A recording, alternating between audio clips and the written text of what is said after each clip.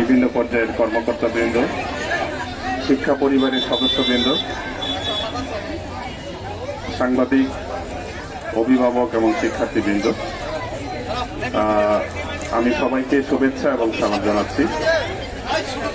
সম্মানিত উপস্থিতি, আসলে সময় এমনিতেই অনেক গড়িয়ে গিয়েছে, আমরা খেলা শুরু করতে যাচ্ছি। আসলে দীর্ঘদিন কোভিডের কারণে একটা ছন্দপতন হয় লেখাপড়ার ক্ষেত্রে এবং মাঠ পর্যায়েও খেলাধুলাও আসলে কমে গিয়েছিল।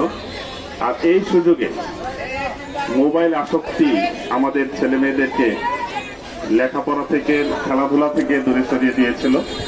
আমরা মনে করি আজকের এই আয়োজন তাদেরকে আবার মাঠমুখী করবে, ক্লাসমুখী করবে। আমরা যদি দুইটা বিষয় একসাথে করতে পারি, খেলার মাঠ পাশাপাশি ক্লাস, তাহলে নিঃসন্দেহে আমাদের এই সন্তানগুলো আগামীর বাংলাদেশ গঠনে তারা গুরুত্বপূর্ণ ভূমিকা রাখতে পারবে।